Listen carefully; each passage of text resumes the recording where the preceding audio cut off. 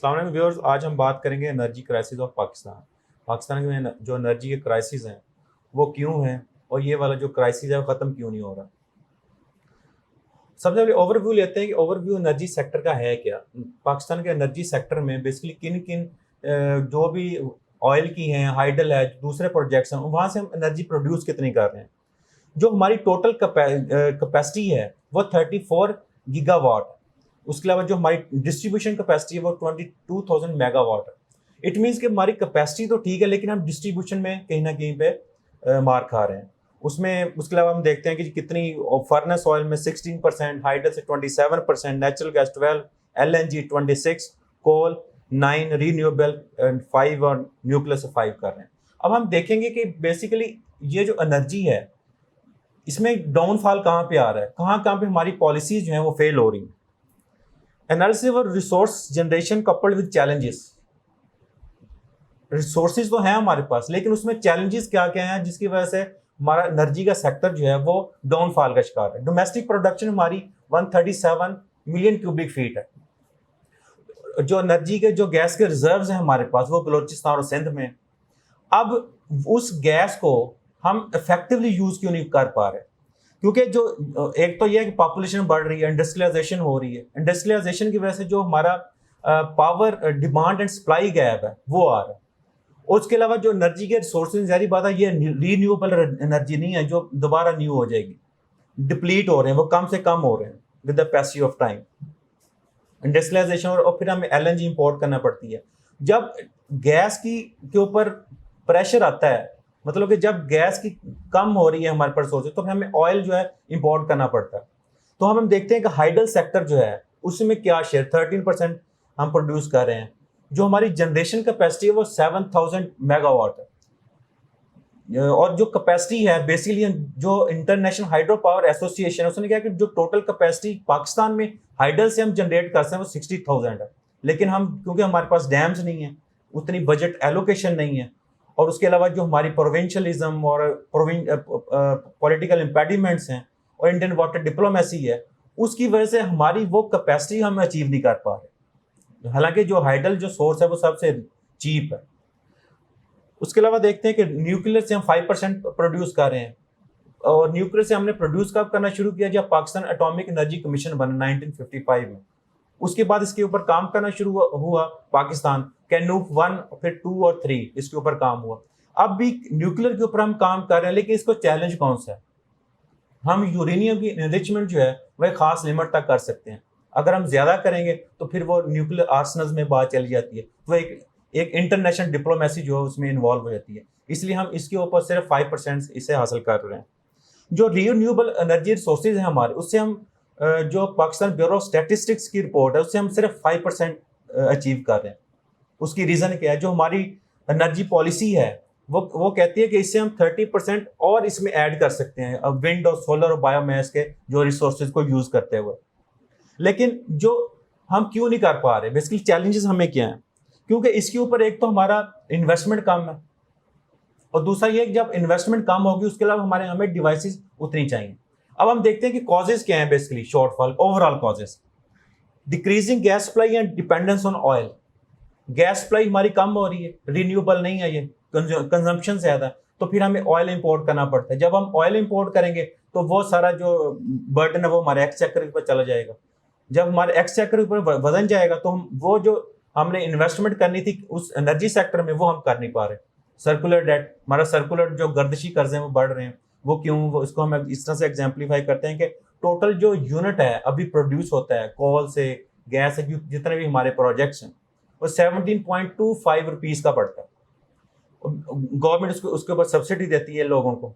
जब government subsidy देगी तो फिर जितने भी जो हमारे पावर जो नेशनल डिस्पैच कंपनी है, ट्रांसमिशन एंड डिस्पैच कंपनी है, वो उसके पास इतने रिसोर्सेज नहीं होते हैं वो अपने IPPs को पे कर सकें। IPPs ने पे करना होता है जो ऑयल की कंपनीज को। इसी तरीके से फिर जो एक गर्दिशी कर्जा है हमारा वो बढ़ रहा है।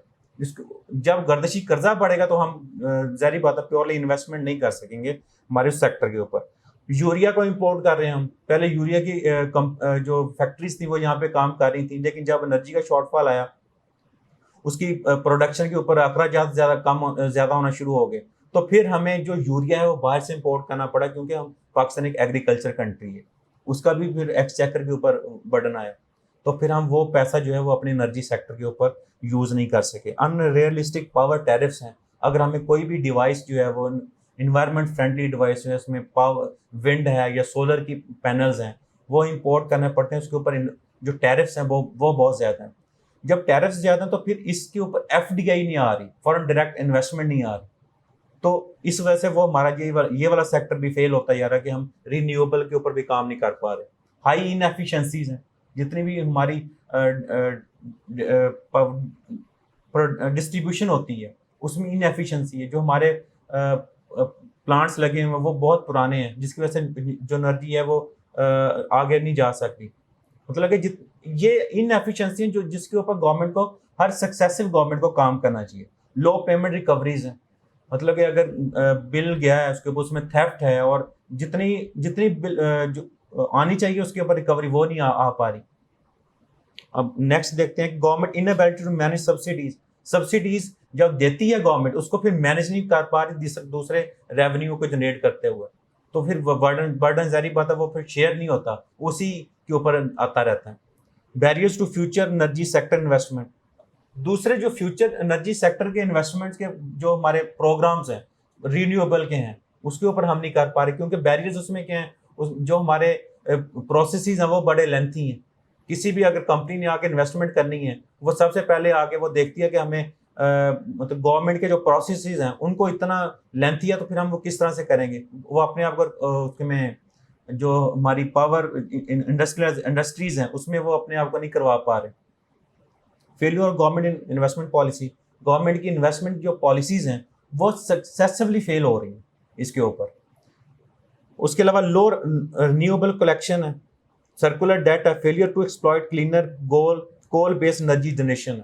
जो नेशनल एनर्जी पॉलिसी है 2019 की, उसमें ये सारा है कि हमने इन सेक्टर्स के ऊपर काम करना है। मतलब पॉलिसीज बनती हैं हमारी, लेकिन उसके ऊपर इम्प्लीमेंटेशन क्यों नहीं होती? क्योंकि हमारे पास उस किस्म के रिसोर्सेज नहीं है उस सेक्टर में इस्तेमाल करने के लिए। 18th अमेंडमेंट के बाद जितने भी सूबे हैं वो ऑटोनोमस हैं। अब हर सूबे ने अपनी एनर्जी के सेक्टर के ऊपर काम करना, लेकिन अब ज़ाहिर बात है फेडरल जब उसमें इंटरफेयर करेगा, फिर सूबे कहना शुरू कर देते हैं कि आप हमारे कामों में इंटरफेयर कर रहे हैं। तो ये भी एक बहुत बड़ा बैरियर है। नेक्स्ट है सोल्यूशंस क्या हैं इसके। अब हमें ज़ाहिर बात है एक मसला तो है, अब हमने इसको सॉल्व कैसे करना है। एनर्जी कंजर्वेशन करनी है हमने एट ऑल लेवल्स। मतलब कि ब्रेक डाउन जहाँ पे हो रहे हैं, यहाँ पे पावर सप्लाई नहीं आ रही, यहाँ पे एनर्जी थेफ्ट हो रहा है, उसको हमने कंट्रोल करना है। अल्टरनेटिव एनर्जी रिसोर्सेज को हमने यूज करना है, मतलब कि रीन्यूएबल के ऊपर काम करना है, ज्यादा विंड सोलर के ऊपर काम करना है। मतलब कि ये एक रिपोर्ट्स हैं कि पाकिस्तान में सबसे ज्यादा कैपेसिटी है इन रिसोर्सेज से एनर्जी प्रोड्यूस करने की। डैम्स एंड कोल प्रोजेक्ट्स, मतलब डैम्स एक तो कम बन रहे हैं, जो कोल के प्रोजेक्ट्स हैं वो ज्यादा से ज्यादा लग रहे हैं, लेकिन फिर इंटरनेशनली उसके ऊपर आ जाती हैं कि जी कोल से आपने कोल के प्रोजेक्ट्स नहीं लगाने, इन्वायरमेंट फ्रेंडली नहीं है ये। रिन्यूएबल एनर्जी रिसोर्सेज, उसके ऊपर काम। इम्प्लीमेंटेशन नेशनल एनर्जी पॉलिसी 2019 की, अगर वो इम्प्लीमेंट हो जाए सिर्फ, तो हमारी पास एनर्जी इतनी ज्यादा हो जाएगी कि हम दूसरे मुल्कों में भी इसको एक्सपोर्ट कर सकते हैं। मतलब इंडिया में या अफगानिस्तान में, इन सारे जो हमारे फ्रेंडली कंट्रीज हैं, नेबरिंग कंट्रीज हैं। Lack of integrated energy policy. कोई एक एनर्जी पॉलिसी एक फ्रेंडली एनर्जी पॉलिसी नहीं बन जिसके ऊपर सारी पार्टीज जो है उसका एक वो करें कि हाँ जी ठीक है, ये कोऑपरेशन हो उनकी। तो नेक्स्ट है need to implement energy conservation specially in oil and gas sector. हमें ऑयल और गैस का जो सेक्टर है उसमें हमें ज्यादा से ज्यादा काम करना है। मतलब कि डिमांड एंड सप्लाई वाला जो गैप है उसको एक बार कम करके, ताकि हमें ऑयल को इंपोर्ट ना करना पड़े इन कामों के लिए। Thank you very much guys, that's all for today. इंशाल्लाह हम बाकी सब चीज़ों को अपने डिटेल लेक्चर में डिस्कस करेंगे। Thank you very much.